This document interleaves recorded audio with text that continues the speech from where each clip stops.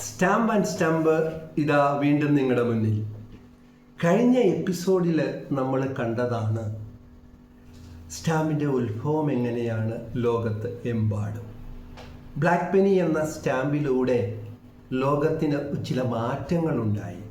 വാർത്താവിനിമയ രംഗത്ത് ചില മാറ്റങ്ങൾ ലോകത്ത്, അത് ഇംഗ്ലണ്ടിലാകട്ടെ, ഇംഗ്ലണ്ടിലെ കോളനികളിലാകട്ടെ, അമേരിക്കയിലാകട്ടെ, പല ദേശങ്ങളിൽ.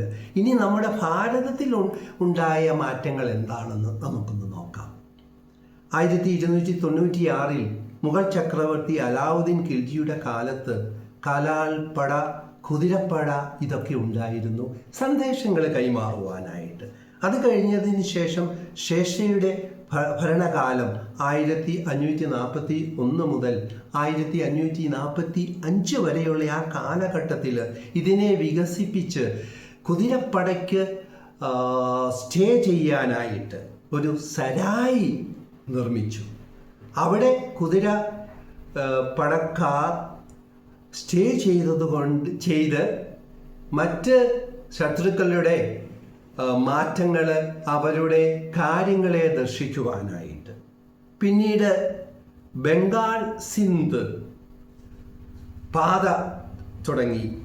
3200 കിലോമീറ്റർ ദൂരമുള്ള ആ പാതയിലുള്ളിലാണ്, അല്ലെങ്കിൽ ആ പാതയുടെ അടുത്താണ് ഈ സരായി സ്ഥാപിച്ചത്. 1688 ഈസ്റ്റ് ഇന്ത്യ കമ്പനി അവരുടെ കച്ചവട വികസനത്തിനായിട്ട് പല സ്ഥലങ്ങളിൽ വ്യാപാര കേന്ദ്രങ്ങൾ തുടങ്ങി. മദ്രാസ്, മുംബൈ, കൽക്കട്ട എന്നീ സ്ഥലങ്ങളിൽ അവർ തങ്ങളുടെ നിക്ഷേപങ്ങൾ, തങ്ങളുടെ വാണിജ്യ വ്യാപാരങ്ങൾ വികസിപ്പിക്കുവാനായിട്ട് ഇതിന് ശ്രമിച്ചു.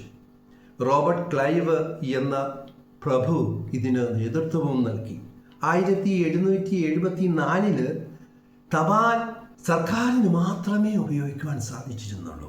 ആ നിയമം ഒന്ന് മാറ്റി മറ്റ് പ്രൈവറ്റ് ഇൻഡിവിജ്വൽസിന് വരെ തപാൽ ഉപയോഗിക്കുവാനായിട്ടുള്ളൊരു നിയമം കൊണ്ടുവന്നു.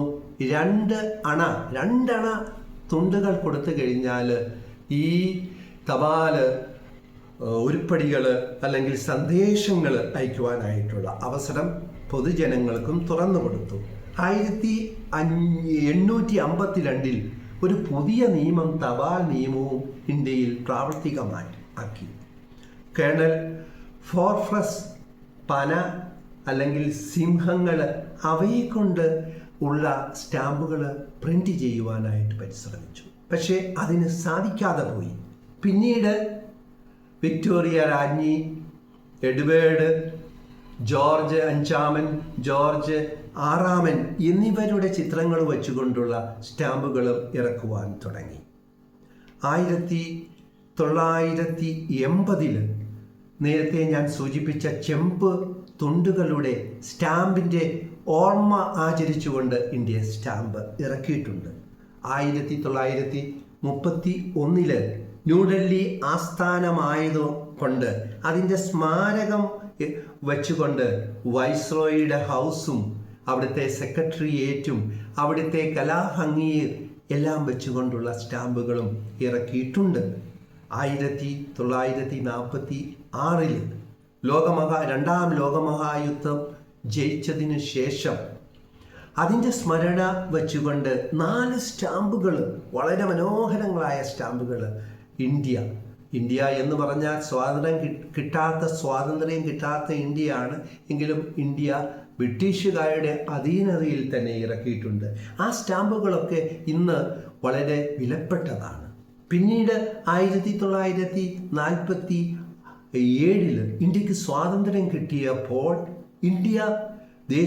ഇന്ത്യയുടെ അന്നത്തെ ദേശീയ പതാക വെച്ചുകൊണ്ട് മഹാത്മാഗാന്ധി, അതുപോലെ നമ്മുടെ സ്വാതന്ത്ര്യ നേതാക്കന്മാരുടെ ചിത്രങ്ങൾ ആലേഖനം ചെയ്തുകൊണ്ടും സ്റ്റാമ്പുകൾ ഇറക്കിയിട്ടുണ്ട്. ഈ മനോഹരമായ സ്റ്റാമ്പുകൾ ഇന്നും വളരെ വിലയേറിയതാണ്, വിരളവുമാണ്. നമ്മുടെ ഇന്ത്യയുടെ സ്റ്റാമ്പുകൾ 1972 മുതൽ നാസിക്കിൽ ആണ് അച്ചടിച്ചുകൊണ്ടിരിക്കുന്നത്.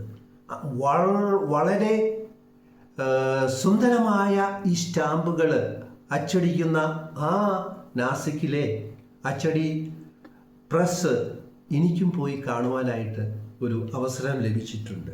പ്രിയപ്പെട്ടവരെ, ഈ എപ്പിസോഡിൽ നമ്മൾ ഇന്ത്യയുടെ സ്വാതന്ത്ര്യത്തിന് മുമ്പുള്ള തപാലിൻ്റെ വികസനത്തെ പറ്റി കണ്ടു.